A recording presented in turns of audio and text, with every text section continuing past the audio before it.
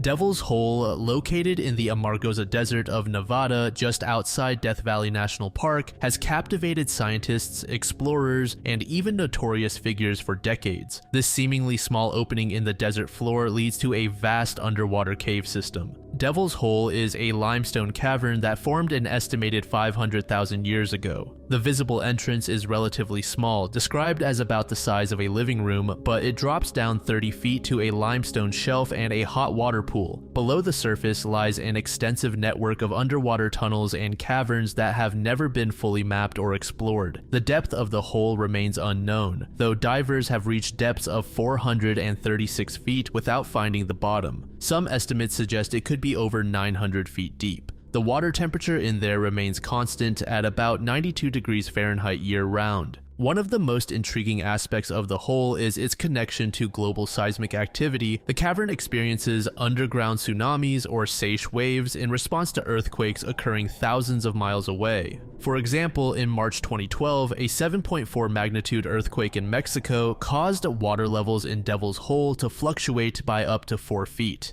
This phenomenon suggests that the cave system may be connected to deep tectonic movements. Furthermore, the location is home to one of the rarest animals on Earth, the Devil's Hole pupfish. These tiny iridescent blue fish, measuring about 1 inch in length, are found nowhere else in the world. Their entire wild population exists within the upper 80 feet of the cavern, with a critical breeding area on a shallow shelf near the surface. The creature has adapted to survive in the warm, low-oxygen environment of the hole. Scientists estimate that they have lived in isolation for between 10,000 to 20,000 years, though some suggest it could be as long as 60,000 years. The population of these fish fluctuates seasonally, but typically remains small. In spring 2022, the National Park Service reported a count of 175 fish, the highest in 22 years. The site has also played host to both scientific exploration and tragedy. In the early 1960s, diver Jim Houts made numerous descents into the cavern, describing its beauty and mysterious depths. His accounts may have inspired a group of young men who attempted to explore Devil's Hole on June 20th, 1965. This exploration ended in tragedy when two of the divers, David Rose 20 and Paul Giancontieri 19, disappeared into the depths of the cavern. Despite an extensive search and rescue effort led by Jim himself, their bodies were never recovered. Where this entry gets a bit more entertaining and unhinged is with Charles Manson. Back in 1969, Manson found himself in the Amargosa Desert, specifically at the fissure that led into the Devil's Hole. The infamous cult leader became fixated on this mysterious cavern, seeing it not merely as a natural phenomenon, but as a potential sanctuary for his followers. Manson interpreted Devil's Hole as more than just a network of submerged caves. In his distorted worldview, this opening in the Nevada desert represented a concealed entrance to a subterranean metropolis, a hidden world where he believed the government was deliberately keeping secrets. Drawing parallels to religious texts, he connected Devil's Hole to the bottomless pit described in the Book of Revelation. This reference fueled his conviction that the site held apocalyptic significance,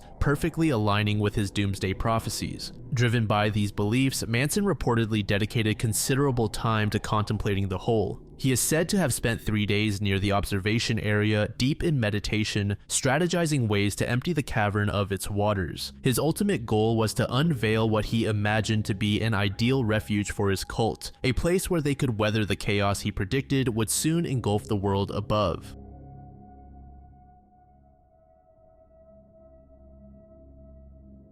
Philip Innes Fraser was born on January 3, 1965 in Anchorage, Alaska, to Dr. Robert Fraser and Dr. Shirley Fraser. Philip's father, Robert, was an internist originally from Pennsylvania. His journey to Alaska was primarily driven by his work. Robert's expertise in tuberculosis control led him to become the director of tuberculosis control for the Alaska Department of Public Health. Philip's mother, Shirley, was equally accomplished in her field. As a neurologist, she brought her expertise to a state that, at the time, was still developing its medical infrastructure. The family's commitment to their professions and their community set a powerful example for their children, instilling in them the values of hard work, intellectual curiosity, and service to others. Philip was one of 3 sons born to Robert and Shirley. His brothers, Will and Robert Jr., completed the family. Growing up in a household led by 2 physicians, the boys were exposed to a world where education and intellectual pursuits were highly valued. The parents' high academic expectations were balanced with a genuine love for the outdoors, a passion that was particularly strong in Philip.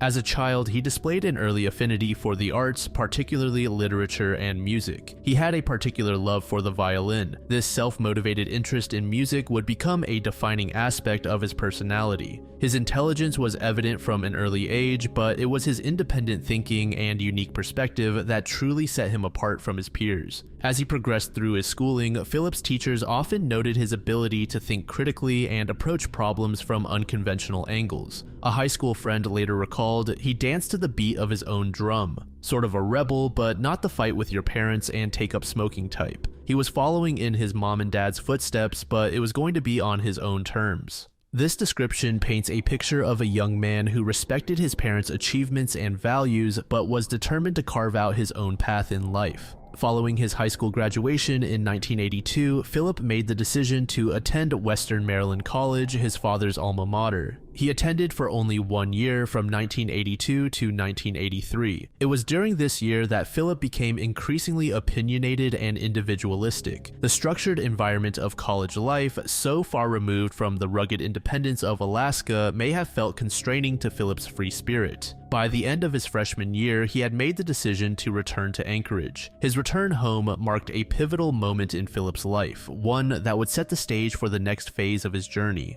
Back in Anchorage, Philip found himself in a period of self-discovery. Unable to immediately find his footing in Alaska's job market or academic scene, he spent time exploring various interests and possibilities. During this period, Philip's love for music and literature continued to flourish. He devoted time to perfecting his violin skills and immersed himself in books, further expanding his already impressive knowledge base. These pursuits, while fulfilling on a personal level, did not provide the clear career path that Philip was seeking. It was during this time of soul-searching that Philip's thoughts turned to the field of medicine. Despite his initial reluctance to follow directly in his parents' footsteps, he began to see the potential for a fulfilling career in healthcare. As the 1980s drew to a close, Philip chose to enroll in pre-med courses at Evergreen State College, a non-traditional liberal arts school located near Olympia, Washington. On Tuesday, June 14, 1988, he embarked on what was meant to be an exciting new chapter in his life. The route to Olympia stretched approximately 2,300 miles, a distance that would take at least 42 hours of non-stop driving. However, Philip had no intention of rushing. He saw this trip as an adventure in itself.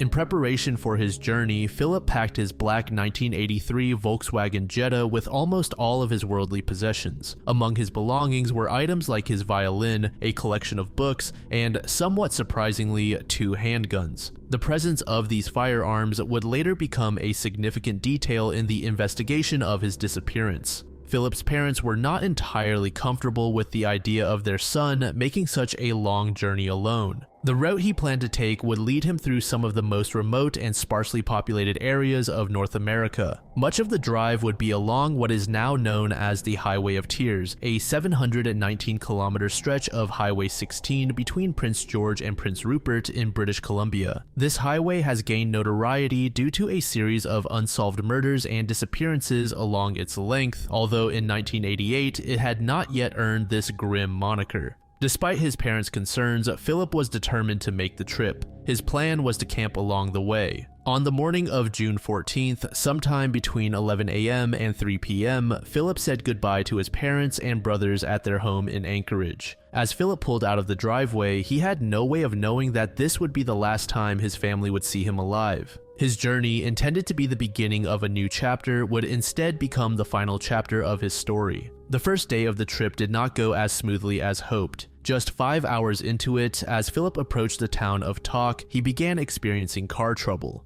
Tok, a small town of fewer than 1,000 residents, was one of the last populated areas before a long stretch of wilderness. It's located about a 2-hour drive from the border of Yukon, Canada, and serves as a crucial stopover for travelers on the Alaska Highway. Rather than risk continuing with a potentially unreliable vehicle, Philip made the decision to end his first day's travel early. He found a suitable spot just outside of the small town to set up camp for the night. This setback, while frustrating, was not entirely unexpected. Philip had prepared for the possibility of delays and had factored extra time into his travel plans. That evening, Philip called his parents to update them on his progress and inform them of his car troubles. During this conversation, which would tragically be the last time the Frasers heard their son's voice, Philip downplayed the severity of the car issues. He assured his parents that everything was fine and that he would resume his trip in the morning after a night's rest at the campsite. Robert, concerned about his son's situation, pressed for more details about the car problems. However, perhaps not wanting to worry his parents, Philip didn't provide much additional information. He maintained an optimistic tone, expressing confidence that he could handle any issues that arose. This phone call, made from a payphone in Tok, provides a crucial timestamp in the timeline of Philip's journey. It confirms that on the evening of June 14th, he was safe and in good spirits, despite the setback. The details of Philip's movements over the next 2 days remain largely unknown, but on June 17th, he crossed the Canadian border at the Alcan-Beaver Creek border crossing. This border station is located in Yukon,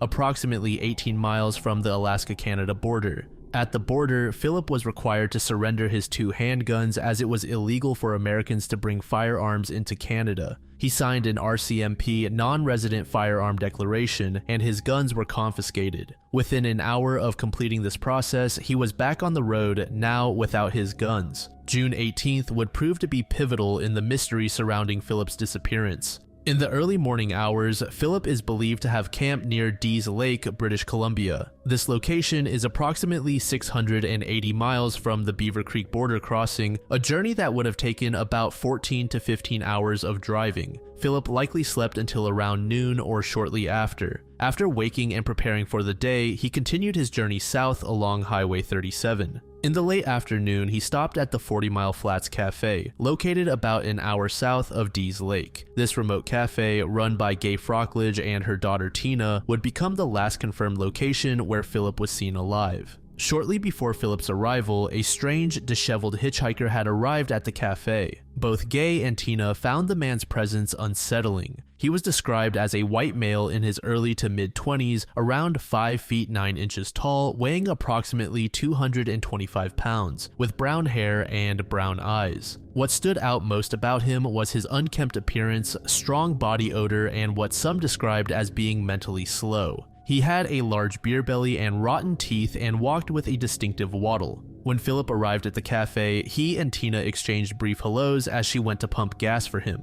Meanwhile, the hitchhiker finished his meal and paid. As Philip prepared to leave, Gay and Tina witnessed an interaction between him and the hitchhiker. Initially, Philip seemed reluctant to give the man a ride as he drove down the road, but after a short distance he stopped and the hitchhiker ran alongside the car, pulling open the passenger door. Philip relented, allowing the man to enter his vehicle. As they watched Philip drive away with the hitchhiker, Tina made a chilling remark to her mother. "He's going to live to regret this day he picked this man up." This statement would haunt both women in the days and years to come. Later that evening, about 200 miles south of the cafe, Philip's car broke down near Kitwanga. Here, a local couple, Eddie and Pauline Olson, encountered a man they believed to be Philip Fraser. The man, stranded with car trouble, was invited by the Olsons to stay at their house overnight due to the late hour. He introduced himself as Philip Fraser, claiming to be a medical student from Anchorage on his way to Washington. However, the Olsons noted several suspicious details about their guest. He acted strangely and was in possession of 2 wallets, which they found odd. On the morning of June 19th, between 8:30 and 9 a.m., the man who had introduced himself as Philip left the Olsons' home. He had reportedly repaired the car before departing. Tragically, just 12 hours later and 300 miles away in Prince George, Philip's 1983 Volkswagen Jetta was discovered ablaze at the Carpool Car Wash. The vehicle had been gutted by fire, destroying any potential evidence inside. This discovery marked the beginning of the official investigation into Philip's disappearance. The next day, Philip's whereabouts remained unknown. His family, having not heard from him since the phone call on June 14th, grew increasingly concerned. An all-points bulletin was issued for Philip, and his photos were distributed to law enforcement agencies throughout British Columbia and the Yukon Territory. The RCMP began an intensive investigation. 4 full-time investigators from the General Investigation Section were assigned to the case. They conducted extensive searches along highways 37 and 16, interviewing potential witnesses and distributing flyers with Philip's photo and information about the case. However, on June 27th, the mystery of Philip's journey came to a tragic end. Approximately 29 miles east of Stewart, British Columbia, tourists pulled into a gravel turnaround off Highway 37A, known as the Glacier Highway. As the tourists were stretching their legs and preparing to take some photos, one of them began walking their dog. The dog pulled its owner towards some thick shrubs, where they made a grim discovery. Face down in the mud was the bullet-riddled body of 23-year-old Philip Fraser. The tourists immediately left the scene and headed towards Stewart to report their discovery to the authorities. 2 days after the discovery, Philip's remains were positively identified using dental records obtained from Alaska. The medical examiner determined the cause of death to be multiple gunshot wounds caused by a handgun. Based on the advanced decomposition of the body, the estimated time of death was around the time Philip went missing, correlating with the period when his car was found burning in Prince George. The discovery of Philip's body transformed the missing person case into a murder investigation. The RCMP assembled a team to begin an extensive publicity campaign in an effort to solve the murder.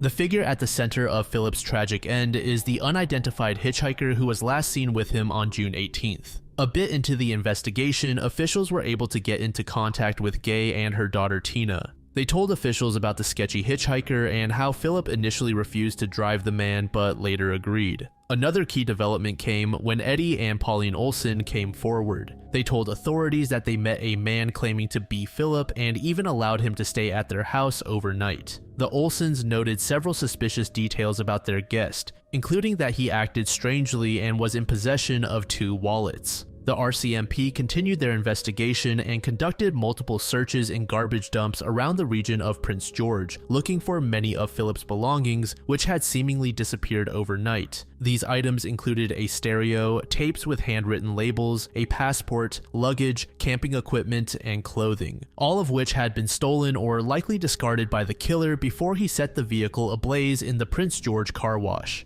Officials were able to put together several composite sketches of what the hitchhiker looked like based on information provided by the witnesses. But despite having this information, little to no additional information of significant value came forward. One theory that was pretty popular at one point suggested that the killer may have been a man named Michael McGray. However, it's important to note that according to some sources within the RCMP, he has been ruled out as a suspect in this case. Michael was born on July 11, 1965 in Collingwood, Ontario, but was raised in Argyll, Nova Scotia. He became one of Canada's most notorious serial killers, convicted of 7 murders between 1985 and 1998. Michael claimed to have killed up to 16 people across Canada and even in Seattle, Washington. The timeline of his known crimes overlaps with Philip Fraser's murder in 1988. Michael's first confirmed kill was in 1985 when he murdered 17-year-old Elizabeth Gale Tucker near Weymouth, Nova Scotia. By 1988, when Philip was killed, Michael was already active as a killer. One of the main reasons he was considered a potential suspect in the case was his modus operandi. Michael was known to target vulnerable individuals, including hitchhikers. He was also known to assume the identities of his victims, which aligns with the behavior of Philip's killer, who used his credit cards and personal documents after the murder. Michael's physical description also somewhat matched that of the hitchhiker last seen with Philip.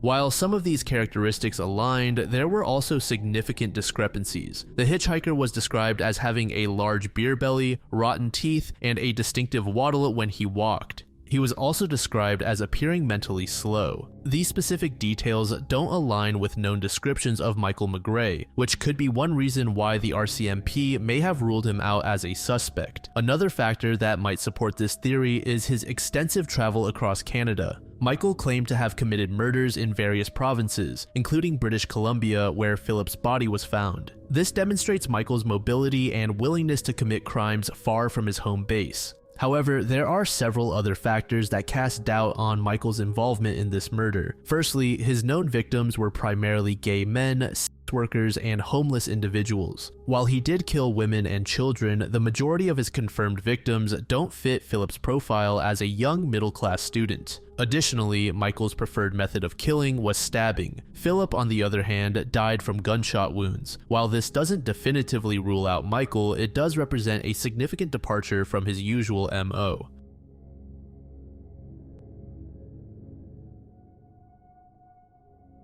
On June 24, 1973, a devastating fire engulfed the upstairs lounge, a gay bar in New Orleans' French Quarter, claiming 32 lives and injuring 15 others. Located on the second floor of a 3-story building, the bar was accessed through an inconspicuous side door marked simply with the word upstairs. The lounge was hosting its regular Sunday beer bust event, a popular drink special that typically drew a sizable crowd. That evening, the bar was particularly busy as it was not only the last day of Pride Weekend celebrations, but also served as a gathering place for members of the local Metropolitan Community Church. As the evening progressed, the initial crowd of about 125 people had dwindled to between 70 and 90. At approximately 7:56 p.m., a buzzer from downstairs sounded. This buzzer typically signaled the arrival of a taxi, a common occurrence at the bar. Buddy Rasmussen, the bartender and an Air Force veteran, asked Luther Boggs to answer the door. Boggs, expecting to greet a cab driver, opened the door to a nightmarish scene. The wooden staircase, the bar's only entrance and exit, was engulfed in flames. The fire had been deliberately set. An arsonist had doused the stairs with lighter fluid and ignited it. When Boggs opened the door, the fire met with a rush of oxygen, creating a backdraft effect. Flames exploded into the bar, described by witnesses as resembling a fireball launched from a flamethrower. It launched 44 feet into the room, instantly igniting the bar's flammable decor, including carpet, wallpaper, and more. In a matter of seconds, the entire bar was ablaze. The scene quickly devolved into chaos and panic as patrons realized the gravity of their situation. The fire spread with incredible speed, leaving those inside with mere moments to react and attempt to save themselves. Buddy Rasmussen acted swiftly. He shouted for people to follow him, leading a group of about 30 to safety through a previously unknown back exit. This group was able to access the roof of the neighboring building and climb down to the ground floor. However, in the confusion and urgency of the moment, the door to this escape route was accidentally closed and locked behind them, inadvertently trapping the remaining people inside. For those left in the bar, the situation quickly became dire. The lounge, like many buildings of its time, was not equipped with adequate fire safety measures. The emergency exit was unmarked and many of the windows were boarded up or covered with iron bars. In desperation, some attempted to squeeze through the 14-inch gaps between the iron bars on the windows. One man managed to escape this way, only to fall to his death while still burning. Others became wedged in the windows, unable to fully escape the inferno behind them. One of the most haunting images from the incident was that of Reverend Bill Larson. Larson became trapped while attempting to escape through a window. He died in this position, his body visible to horrified onlookers on the street below for hours afterward. Survivors later described the chaos inside the lounge, the thick, acrid smoke that filled the air, the searing heat that seemed to melt everything it touched, and the sounds of screams and shattering glass. In the corner of the main room, a group of people huddled together, trapped with no means of escape. This area would later be described by the coroner as a, quote, mass of death. The response from emergency services was swift but hampered by several factors. Firefighters from a station just 2 blocks away were quickly alerted, but found their path blocked by cars and pedestrian traffic in the busy French Quarter. One fire truck attempting to navigate the crowded streets was forced onto the sidewalk where it collided with a taxi, further delaying the response. When firefighters finally arrived at the scene, they worked frantically to bring the blaze under control, but the fire's intensity and the building's structure made their task extremely challenging. Despite their efforts, the fire raged for nearly 16 minutes before it was finally brought under control. By then, the devastation was complete. The once vibrant bar had been reduced to a charred shell, filled with the bodies of those who couldn't escape. In the immediate aftermath, as the smoke cleared and the full extent of the tragedy became apparent, the death toll began to mount. Initially, 29 people were reported dead at the scene. However, this number would rise in the following days as more victims succumbed to their injuries in hospital burn wards. Boggs, who had opened the door to the inferno, died 16 days later on July 10th from third-degree burns covering 50% of his body. The final death toll stood at 32, with an additional 15 people injured. Due to the social stigma surrounding the LGBTQ community, much of the public reacted with indifference, and some officials chose to ignore the incident entirely. Similarly, the investigation into the fire was marred by indifference, ultimately resulting in a failure to achieve justice for the victims and their families. The primary suspect in the arson attack was Roger Nunez, a gay man with a history of mental health issues. Witnesses reported that he had been ejected from the upstairs lounge earlier on the night of the fire for being belligerently drunk and harassing others. As he was being escorted out, Roger allegedly made an ominous threat, saying he would, quote, burn you all out. At the time, no one took his words seriously. Approximately 30 minutes after being ejected, Roger was seen purchasing a can of Ronsonol lighter fluid at a nearby Walgreens pharmacy. Shortly after, at around 7:53 p.m., an unidentified arsonist, presumed to be Roger himself, doused the wooden staircase leading to the bar with the lighter fluid and set it ablaze. Despite the eyewitness accounts and circumstantial evidence pointing to Roger, the police investigation was half-hearted at best. When Buddy, the bartender who had ejected Roger earlier that evening, identified him to the authorities, the police showed no interest in questioning the suspect. This lack of action was a clear indication of the low priority given to the case by law enforcement. The investigation's inadequacies became even more apparent in the days and weeks following the fire. Witnesses claimed to have seen Roger covered in soot near the scene of the crime shortly after the fire started. Some even brought him to the attention of police officers who were idly standing by. However, these officers rebuffed the testimony of fire survivors and allowed Roger to disappear into the night. Adding to the investigative failures, there were reports of police misconduct at the crime scene. Bob McAnear, a friend of upstairs lounge owner Phil Estive, recounted that Phil had witnessed police looting the ashes of his business. This is what Bob had to say. Phil said the cash register, jukebox, cigarette machine, and some wallets had money removed. Phil, fearing retaliation, chose not to report this theft, believing that if he did, police would never allow him to operate a bar in New Orleans again. As the investigation progressed, or rather failed to progress, Roger's behavior became increasingly erratic. He reportedly confessed to starting the fire on multiple occasions, but these admissions were always made while he was intoxicated. When sober, he would deny any involvement in the arson. These drunken confessions were made to at least 3 individuals: a nun, a drag queen, and his partner. Despite these confessions, the police failed to thoroughly question or pursue him as a serious suspect. This failure was partly due to Roger's own actions. On several occasions, when the police attempted to question him, he managed to evade them. At one point, he was even hospitalized with a broken jaw, rendering him unable to respond to questioning. The investigation was further complicated by the suspect's mental health issues. He had been diagnosed with conversion hysteria in 1970 and had frequented numerous psychiatric clinics. In fact, he had been released from a treatment facility just a year before the fire. The case took a turn when Roger died by in November 1974. His death effectively ended any possibility of him facing justice for the crime, assuming he was indeed the perpetrator. In the wake of the death, the investigation stagnated. The New Orleans Police Department closed its investigation on August 30th, 1973, declaring the fire to be of undetermined origin.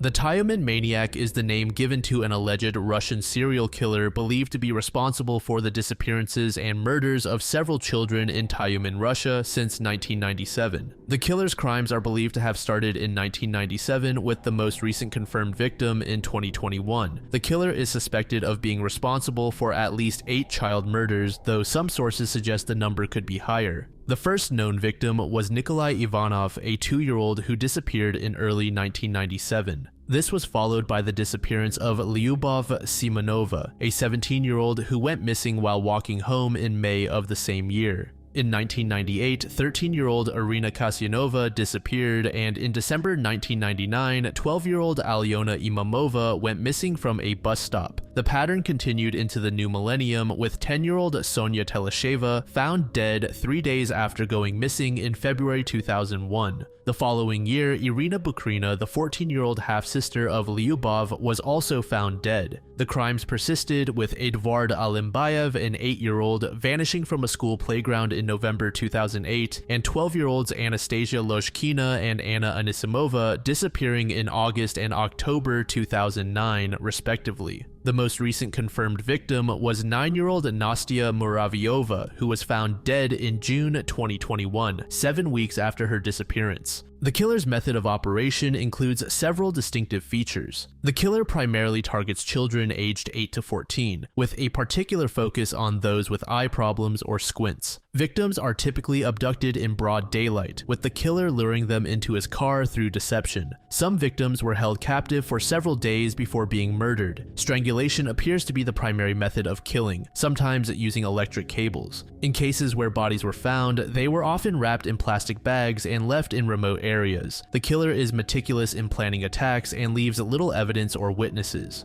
Two prominent profilers, Dmitry Kiryukin and Vasily Benarovich, have provided insights into the potential characteristics of the tyumen maniac. They suggest that the killer is likely 35 or older, a pedophile with no prior criminal convictions and well regarded in his community. The profilers believe the perpetrator possibly works or has worked in law enforcement, or at least has knowledge of evidence collection procedures. He is thought to live in Tyumen, either in an apartment or a suburban house, and knows the area very well. It's also suggested that the perpetrator may have hobbies such as photography and fishing, and likely owns or owned a car. The investigation into the case has faced several challenges. The crimes span over 2 decades, making evidence collection and witness recollection difficult. The killer's meticulous planning has left investigators with little physical evidence to work with. There have been significant gaps between some of the crimes, leading to speculation that the killer may have been imprisoned during these periods or operating in other areas. The focus on children with eye problems has led investigators to consider whether the killer has access to medical records. Of the numerous victims, only a few bodies have been recovered, hampering forensic investigations. In recent years, there have been significant developments in the case. A breakthrough occurred on August 26, 2021, when 40-year-old Vitaly Berezhnoy was arrested in connection with the murders. He was specifically linked to the killing of 9-year-old Nastya Muravyova.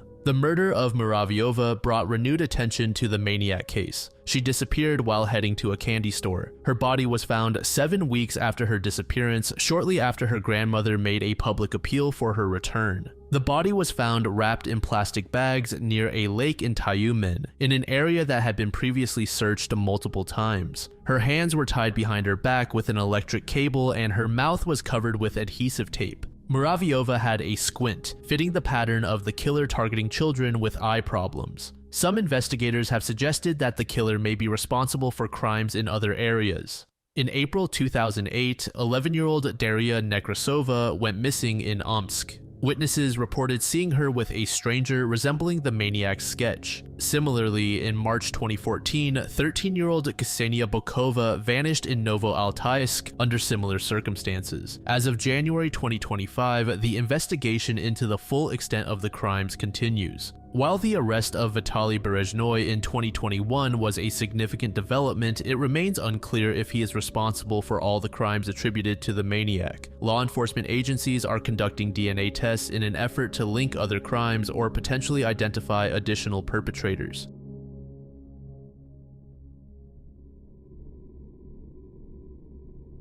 The Williamson tunnels are an enigmatic network of underground passages and chambers located beneath the Edge Hill district of Liverpool, England. Built in the early 19th century under the direction of eccentric tobacco merchant Joseph Williamson, these subterranean structures have captured the imagination of locals and visitors alike for nearly 2 centuries. The purpose and extent of these tunnels remain subjects of debate and ongoing investigation, making them one of Liverpool's most intriguing historical mysteries. Joseph Williamson, the man behind the tunnels, was born in 1769 and rose from humble beginnings to become a successful tobacco merchant in Liverpool, Liverpool. In 1802, he married Elizabeth Tate, sister of his employer, and the following year took ownership of the tobacco factory where he had worked. Williamson and his wife made their home at 44 Mason Street in Edge Hill, an area that would become the focal point of his underground activities. In 1818, at the age of 49, Williamson sold his tobacco business. It was around this time that he began his mysterious underground works. The exact start date of the tunnel construction is unclear, but it is generally believed to have commenced around 1810 and continued until Williamson's death in 1840. The known tunnels are primarily situated in an area east of the Roman Catholic Liverpool Metropolitan Cathedral. They are contained within a rectangular zone bordered by Mason Street, Grinfield Street, Smithdown Lane, and Paddington.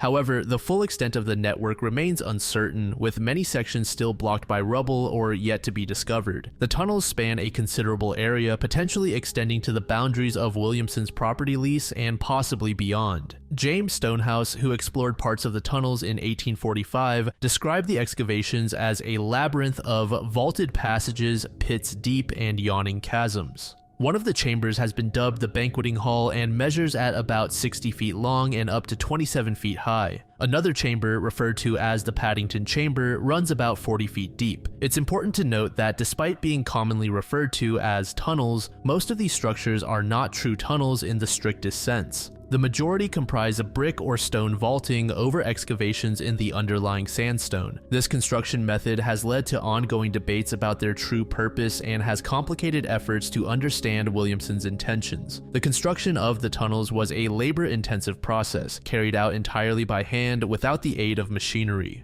Workers followed Williamson's plans, carving and shaping the huge tunnels and chambers with hammers and chisels before reinforcing their creations with hundreds of thousands of bricks. This meticulous work resulted in structures of exceptional durability, with many arches and vaults still standing strong after 2 centuries with minimal maintenance. In the absence of definitive historical records or explanations from Williamson himself, numerous theories have emerged to explain the motivation behind this mysterious underground labyrinth. The most widely accepted theory posits that the tunnel project was primarily a philanthropic effort aimed at providing employment for the local population. The early 19th century saw significant economic hardship in Liverpool, particularly following the Napoleonic Wars. Many soldiers returning from the conflict found themselves unemployed and struggling to make ends meet. Known for his charitable nature, Williamson was reported to have employed a substantial portion of the able-bodied males in the Edge Hill area. He once boasted that his tunnel project was responsible for putting more people in Liverpool to work than any other business.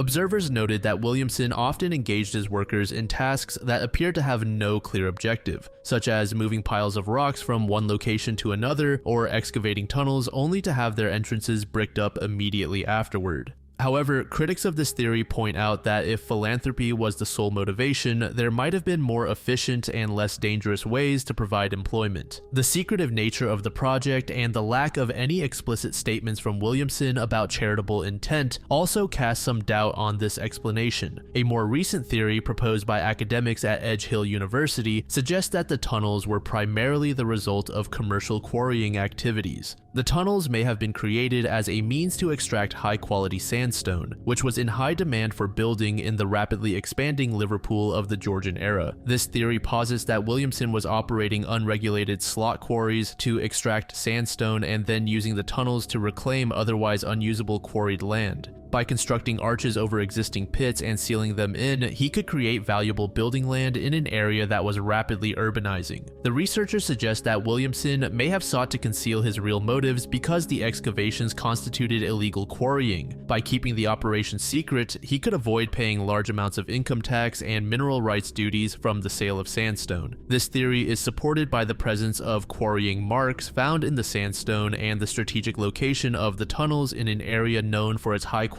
building stone. However, it doesn't fully explain the elaborate nature of some of the tunnel constructions or why Williamson would continue the project long after he had amassed considerable wealth. A more controversial theory suggests that the tunnels were built as a refuge from an impending apocalypse. Some speculate that Williamson belonged to an extremist religious sect that believed the end of the world was imminent. According to this theory, the tunnels were intended to serve as a safe haven where Williamson and his fellow believers could escape the predicted catastrophe and emerge later to build a new city. Proponents of this theory point to the numerous Gothic, chapel-like features that have survived in many parts of the tunnels as evidence of a religious motivation. Williamson's secrecy about the tunnels and his selective allowance of certain people to view the hidden parts are seen as supporting this theory.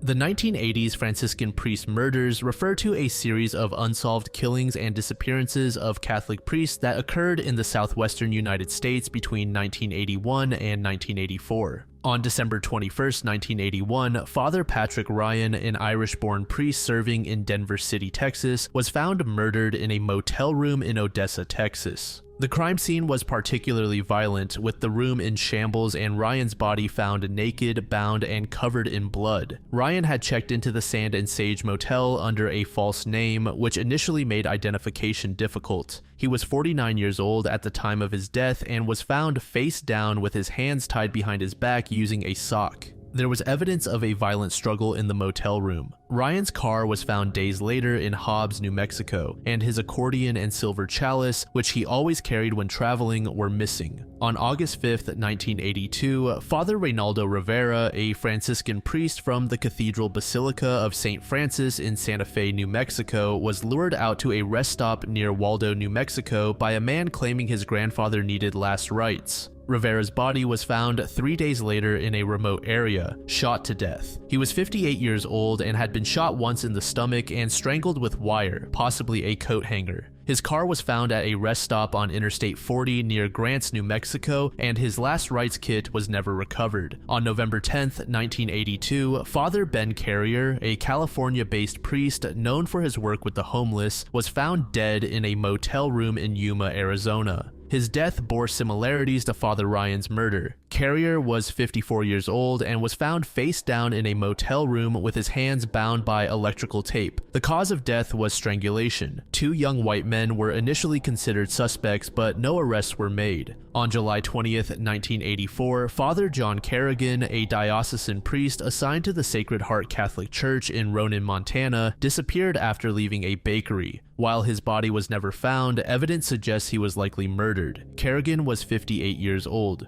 Blood-stained clothing and a coat hanger were found along a highway the day after his disappearance. His car was discovered a week later with bloodstains and a bloody shovel in the trunk. Kerrigan's wallet, containing about $1,000, was found in the trunk of his car. While conclusive evidence connecting all the incidents remains elusive, several compelling parallels and potential links have emerged over the years. One of the most apparent connections between these cases is their geographical and temporal proximity. The murders and disappearances occurred primarily in the southwestern United States between 1981 and 1984. This concentration of events within a specific region and time frame has led many to speculate about a possible serial killer targeting priests. The states involved include Texas, New Mexico, Arizona, and Montana. Additionally, the mysterious side of the Boise John Doe in Idaho adds another layer to the geographical spread of these incidents. Another significant connection between these cases is the victim profile. All the known victims were Catholic priests, with at least 2 confirmed as Franciscans. Several crime scene similarities have been observed across these cases, particularly between the murders of Father Ryan and Father Carrier, and between the murder of Father Rivera and the disappearance of Father Kerrigan. Both were found dead in motel rooms and were discovered face down. Their hands were both bound, and there was evidence of violent struggles in the rooms. Furthermore, both incidents involved the use of wire coat hangers, and the victims' vehicles were driven away from the crime scenes and abandoned elsewhere. The cars were wiped clean of fingerprints, and both priests drove brown Chevrolets. The method of luring the victims, particularly in Rivera's case, has been a point of interest for investigators. Rivera was called out under the pretense of administering last rites to a dying man. This tactic suggests a perpetrator familiar with Catholic practices and potentially exploiting the priest's sense of duty. In Kerrigan's case, while he wasn't explicitly lured out, he disappeared shortly after arriving at a new parish, potentially indicating that the perpetrator was aware of his recent transfer. In some of the cases, particularly Ryan's, there are indications of a possible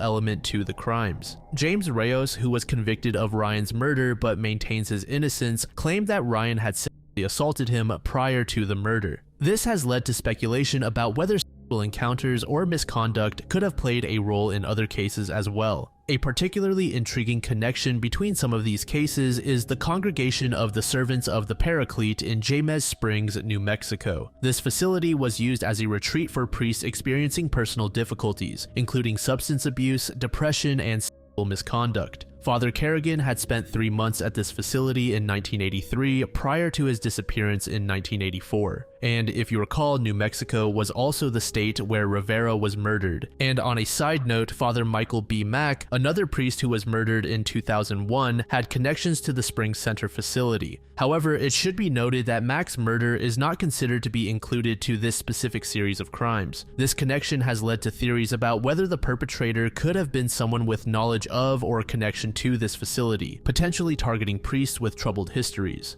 The FBI created a psychological profile of Rivera's killer, which has been used to theorize about potential connections to other cases. The profile suggested that the perpetrator was likely betrayed by the Catholic Church in the past. This profile could potentially apply to a range of scenarios, from a former priest or church employee to someone who had negative experiences with the church. Very quickly, I'd also like to elaborate a bit on the John Doe connection. The unidentified man took his own life in a Catholic church in Boise, Idaho on December 4th, 1982. This man has been speculatively linked to these murders. The man was found with just under $2,000 with a note that requested the money be buried with him. The note was also signed by WML Toomey, which was later determined to be the name of a company that manufactured clothing for priests and nuns. The man's fingerprints did not match any in the law enforcement databases either. There are many investigators who believe that this unidentified man may have been responsible for several, if not all, of the past mentioned murders.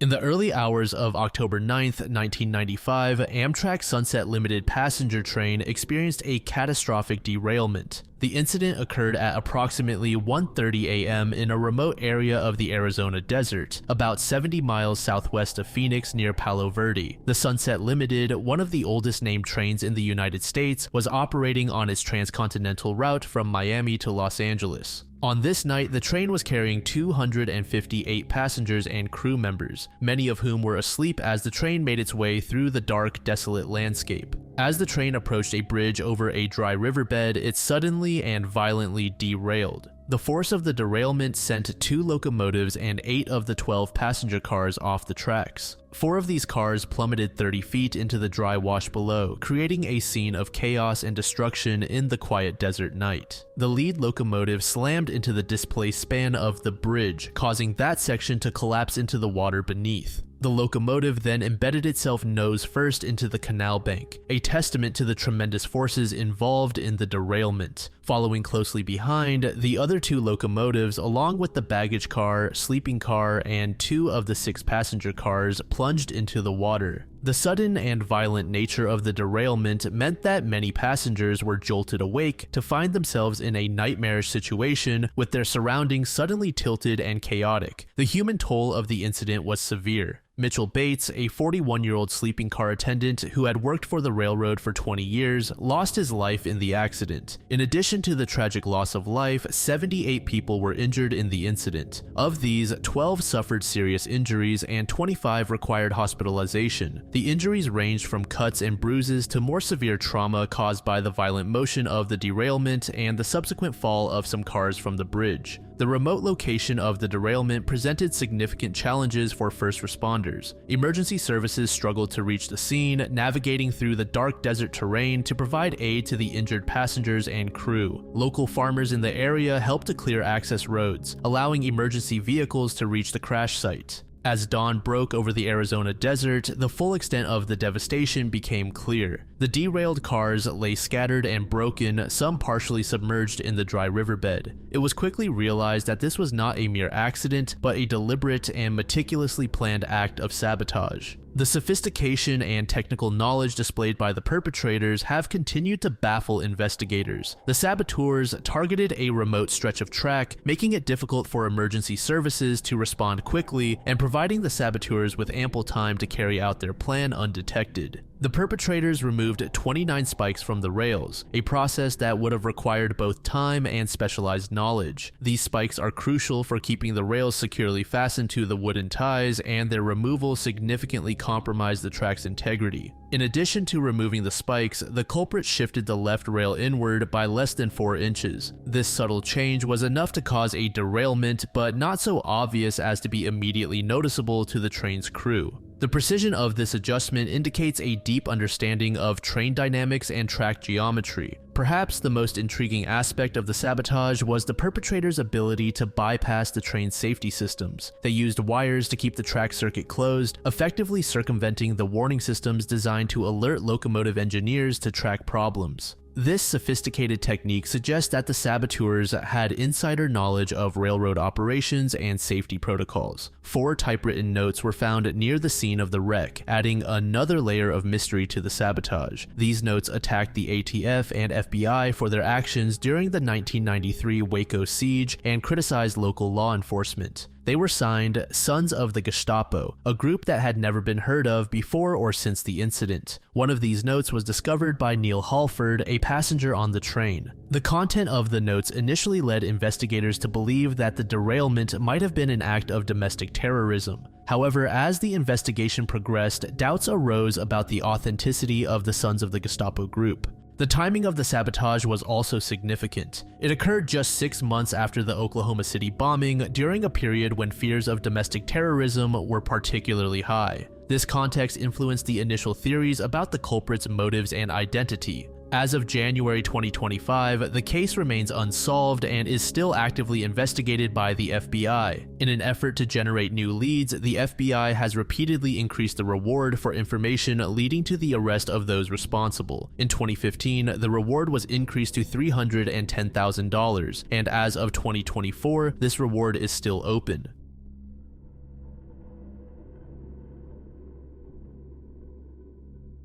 In the late 1980s, a series of brutal murders shook the city of Harbin in northeastern China, particularly in Hulan County and its surrounding areas. This case, known as the cop killer of Harbin City, has become one of China's most notorious unsolved mysteries. This period of violence began on a fateful night in the early summer of 1987. On June 6th, Zheng Fugi, a police officer from Subao Police Station, fell victim to a brutal attack along with his family. The unknown assailant broke into Zhang's home under the cover of darkness. Armed with a knife, the killer unleashed a savage assault on the sleeping family. Zhang, his wife Mengfan Ji, and 2 of their children were mercilessly slaughtered in their beds. The crime scene reportedly showed signs of a fierce struggle between Zhang and the assailant before the officer succumbed to his injuries. In a twist of fate, the couple's second daughter, aged around 7 or 8 at the time, managed to survive the onslaught despite sustaining severe injuries. The young girl crawled to her grandmother's nearby house to seek help, ultimately becoming the sole survivor of this horrific incident. The shocking nature of this initial attack sent ripples through the law enforcement community and the general public alike. Little did they know that this was merely the beginning of a terrifying spree that would span over a year and claim multiple lives. The killer struck again on October 12th of the same year, this time targeting He Rushin, the head of Wanfa Police Station in neighboring Bayan County. The details of He's murder remain scarce in public records, but his death further heightened the sense of vulnerability among local law enforcement officers. Just 2 weeks later, on October 27th, the killer unleashed another attack. The target this time was Ma Fulin, a police officer from Hulan County Public Security Bureau. Similar to the first assault, Ma and his family were ambushed in their own home. The killer, armed with an axe, brutally bludgeoned him, his wife, and their son to death. The crime scene was discovered a mere 300 meters from the Hulan County Public Security Station, a brazen act that seemed to mock the very institution of law enforcement. Ma's daughter and son-in-law, who were in an adjacent room at the time of the attack, survived the event. On the afternoon of December 27th, the assailant struck again, this time employing a different modus operandi. Ju Hai, a 33-year-old police officer from Jiangguo Police Station, became the next victim. Ju was shot twice outside the home of Hulan Police Deputy Director Dong Chao, where he had gone to report for work. This attack marked a significant shift in the killer's methods, moving from bladed weapons to firearms. It also introduced a new element of mystery to the case. Given the location of the shooting and the similar ages and builds of Ju and Deputy Director Dong, investigators speculated that Dong might have been the intended target. This theory added a layer of complexity to the case, suggesting that the killer might have had specific targets in mind rather than attacking officers at random. The terror continued into the following year. On September 2, 1988, Wang Yufu, a police officer from the Security Division of Nangang District Public Security Sub-Bureau in Harbin City, became the final confirmed victim in this series of killings. In total, at least 5 police officers and several of their family members, amounting to at least 10 individuals, lost their lives in this reign of terror. Some sources suggest that the death toll might be even higher, with one account mentioning a judicial officer among the victims, potentially bringing the total to 12. The brutality and seemingly random nature of these attacks instilled a deep-seated fear in the community. Police officers who were accustomed to being the protectors suddenly found themselves and their families vulnerable in their own homes. The fact that the killer could strike so close to police stations and even at the home of a deputy director highlighted the audacity and skill of the perpetrator. The lack of extensive surveillance camera networks, which are commonplace today, made tracking the killer's movements extremely difficult. Additionally, the crimes occurred across different jurisdictions, complicating coordination efforts among various law enforcement agencies. Some speculate that a lack of public support for the police may have hindered the investigation. The killer's targeting of police officers led to a complex dynamic where some members of the public viewed the culprit as a vigilante targeting corrupt officials, despite no evidence supporting claims of corruption among the victims.